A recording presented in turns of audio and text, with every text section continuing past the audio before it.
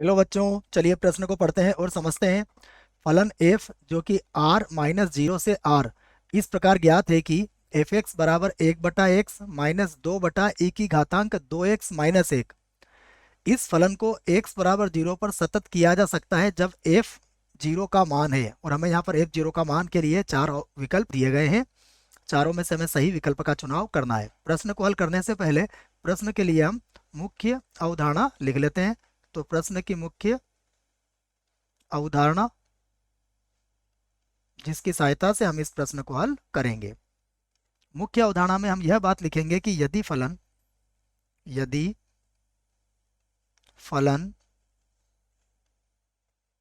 f x बराबर a पर संतत है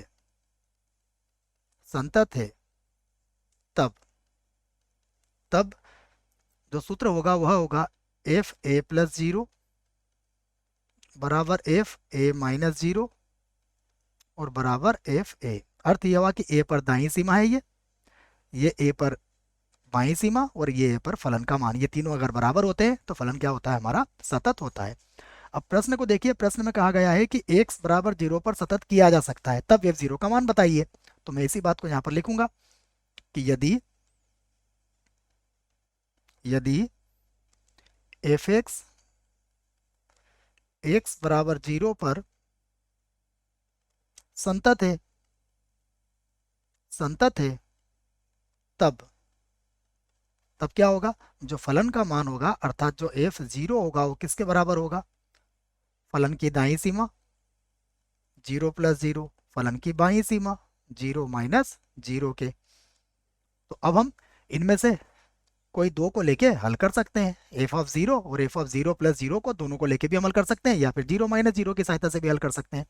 तो अब हम प्रथम दो को ही लेके यहाँ से हल कर लेते हैं। तो इसी बात को हम ऐसा लिख सकते हैं कि एफ जीरो बराबर हो जाएगा F of zero plus zero, जिसे कहेंगे जीरो पर दाईं सीमा, ये याद रखें आप।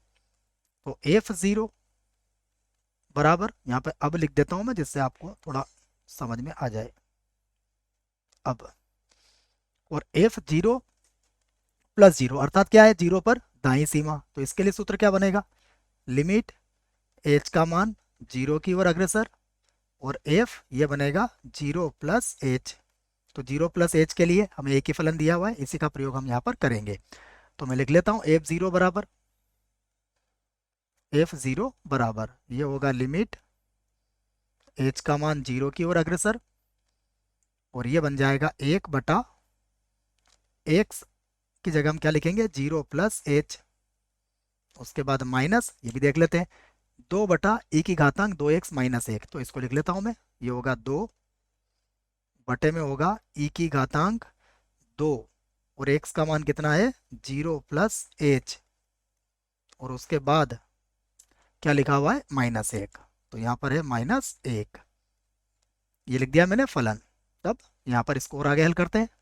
तो ये होगा लिमिट एच का मान जीरो की ओर अग्रसर, ये होगा एक बटा एच, उसके बाद माइनस, यहाँ देखिए ये हो जाएगा दो और फिर से बटे में आ जाएगा ई की घातांक दो एच और माइनस एक। अब इसका लघुत्तम ले लेते हैं और इसको आगे हल करते हैं। तो फिर से होगा लिमिट एच का मान जीरो की ओर अग्रसर, इसका लघुत्तम कितना आएगा, देखो इसका लघुत्तम होगा एच और यहाँ पर हो जाएगा ई की घातांक दो एच माइनस एक। तो इधर होगा ई की घातांक दो एच माइनस एक और यहाँ गुणा करेंगे तो आ जाएगा माइनस का दो एच। यह आ गया हमारा लघुत्तम लेने के बाद। अब यहाँ पर हम एक प्रसार लिखेंगे जिसका प्रयोग यहाँ पर हम करेंगे। देखो हम जानते हैं, मैं इस प्रसार को यहाँ पर लिख देता हूँ कि ई की घातांक एक्स का जो प्रसार होता है वो होता है एक प्लस एक बटा एक का क्रम गुणित, उसके बाद देखिए ये ई की घात एक से है तो एक, उसके बाद फिर आ जाएगा, यहाँ एक्स लिखना है बच्चों, है ना, ये एक की जगह में एक्स लिखना भूल गया हूँ यहाँ पर।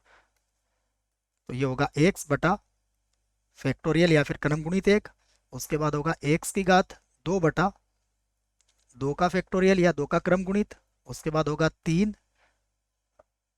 एक्स की घात तीन और बटे में आएगा 3 का क्रम गुणित। इसी प्रकार इसमें अनंत पद होते हैं। ठीक है, इसको एक बार और लिख देता हूं मैं, थोड़ा सा समझ में कम आ रहा है आपको। इसको लिख लेते हैं हम। देखो ये क्या था, x की घात 3 और बटे में कितना था, 3 का क्रम गुणित, या फिर जिसे हम फैक्टोरियल भी कह सकते हैं। तो ये प्रसार है, तो इस प्रसार का प्रयोग हम यहाँ पर करने वाले हैं। देखो इसको हम बड़े ही आराम से लिखेंगे।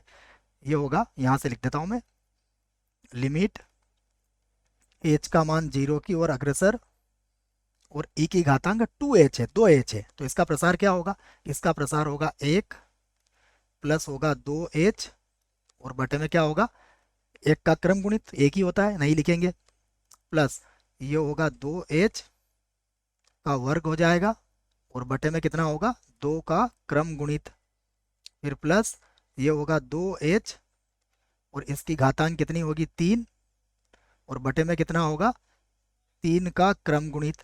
इसी प्रकार इस प्रसार को आगे बढ़ाया जा सकता है। तो ये प्रसार लिख दिया हमने और उसके पीछे देखिए क्या चल रहा था, माइनस का, अगर मैं यहाँ से माइनस कॉमन ले लूँ तो माइनस का 1 प्लस 2h यहाँ पर है और बटे में देखते हैं क्या है, बटे में जो है उसे भी लिख लेंगे। बटे में है हमारे पास h और e की घातांक 2h और -1, इसको तो हमने अभी वैसे ही लिखा है। अब बिल्कुल आप देख सकते हो इस बात को कि यहाँ पर कुछ कट रहा है। देखो 1 प्लस 2h से 1 प्लस 2h तो कट जाएगा। अब हमारे पास जो बचेगा उसमें से हम क्या करेंगे, h की घात 2 को कॉमन ले सकते हैं। तो यहाँ से मैं h की घात 2 को कॉमन भी ले लेता हूँ, इसी बात को मैं लिखूंगा यहाँ पर। तो ये चल रहा है हमारा f0 के बराबर, और यहाँ से मैंने क्या करा, देखिए मैं समझा देता हूँ इस बात को कि यहाँ से मैंने h की घात 2 को यहाँ से बाहर लिया है, तो h की घात 2 को हम यहाँ से बाहर ले लेते हैं। या फिर बच्चों अगर आप कहो तो 2h का वर्ग भी हम यहाँ से बाहर ले सकते हैं। तो 2h का, क्योंकि यहाँ भी 2h का वर्ग हमें मिल जाएगा, तो मैं 2h का वर्ग यहाँ से बाहर ले लेता हूँ। अब क्या बचेगा इसको देखते हैं। अब यहाँ बचेगा 1/2 का क्रम गुणित, तो 1/2 का क्रम गुणित अर्थात 2 होगा। उसके बाद प्लस फिर क्या बचेगा, 2h और बटे में होगा 3 का क्रम गुणित। और इसी प्रकार इन पदों को आगे लिखा जाएगा। समझ लीजिए आप, यहाँ 2h की घातांक 3 थी, तो 2h की घातांक 2 को मैंने बाहर ले लिया, 2h बचा और बटे में 3 का क्रम गुणित बचा हुआ है। उसके बाद देखिए बटे में क्या चल रहा है, जो बटे में है हम उसको भी लिख लेंगे और सीमा भी लिख देंगे। फिर बटे में है h, उसके बाद e की घातांक 2h -1 और यहाँ जो लिमिट थी उसको भी लिख लेते हैं। लिमिट किसकी ओर अग्रसर थी, h का मान 0 की ओर अग्रसर था। फिर से लिखते हैं f0 और यहाँ पर लिमिट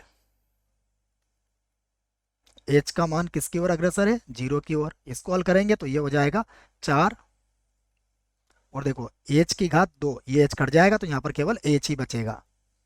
और उसके बाद यहाँ बचेगा 1/2 प्लस 2h और 3 का क्रम गुणित कितना होता है, 6, तो यहाँ पर आप 6 लिख सकते हैं और इसी प्रकार इस पदों को आगे बढ़ा सकते हैं।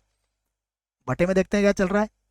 बटे में हमारे पास है, देखो h से तो मैंने काट ही दिया था, तो केवल e की घातांक 2h -1 बचेगा। अब यहाँ पर हम एक मानक सीमा का प्रयोग करेंगे, उस मानक सीमा को भी मैं यहाँ पर लिख देता हूँ। देखिए हमें पता है एक मानक सीमा होती है, लिमिट x का मान यदि 0 की ओर अग्रसर है, e की घातांक x -1 बटा x, इसका मान कितना होता है, 1 होता है। इसका प्रयोग यहाँ पर किया जाएगा। अर्थ यह हुआ कि इसको हम कुछ इस प्रकार लिखेंगे। देखो मैं इसको जमा देता हूँ अच्छे से। f0 ये होगा लिमिट h का मान 0 की ओर अग्रसर, यहाँ से जो 2h होगा इसको मैं बटे के बटे में लेके आ जाऊंगा, तो यहाँ तो होगा 2, उसके बाद 1/2 प्लस, अगर आप हल करोगे तो ये h/3 हो जाएगा और प्लस इसी प्रकार इसके पद तो आगे बढ़ेंगे। और बटे में देखिएगा, बटे में हो गया e की घातांक 2h -1 और बटे में कितना आ जाएगा, समझिएगा 2h। यह मैंने बना लिया है, यहाँ से 4h में से 2h को मैं बटे के बटे में ले गया हूँ। अब हमें पता है कि लिमिट अगर h का मान 0 की ओर अग्रसर है तो 2h का मान भी किसकी ओर अग्रसर होगा, 0 की ओर ही अग्रसर होगा। तो इस आधार पर यहाँ मानक सीमा लगाई जा सकती है। तो अब मैं इसको इस प्रकार से लिख देता हूँ, f0 बराबर, देखिए अब सीमा ले लेंगे तो यहाँ पर बचेगा 2, उसके बाद कोष्टक 1/2, उसके बाद यहाँ h का मान 0 रखेंगे तो ये सभी पद हमारे 0 हो जाएंगे। तो ये सभी पद तो 0 हो गए, और बटे में मानक सीमा की सहायता से इसका मान कितना हो गया, इसका मान हो गया 1। अब बटे में 1 लिखने की भी कोई आवश्यकता नहीं है, 2 से 2 काट दीजिए आप, तो हमारा उत्तर अब यहाँ आ चुका है, F0 बराबर कितना मिल गया हमें, 1 मिल गया। अब हम विकल्प देख लेते हैं कौन सा विकल्प हमारे लिए सही होगा। तो विकल्प सी बिल्कुल सही विकल्प है, क्योंकि यहाँ पर 1 लिखा हुआ है। आशा करता हूँ बच्चों आपको इस प्रश्न का उत्तर समझ में आया होगा। धन्यवाद।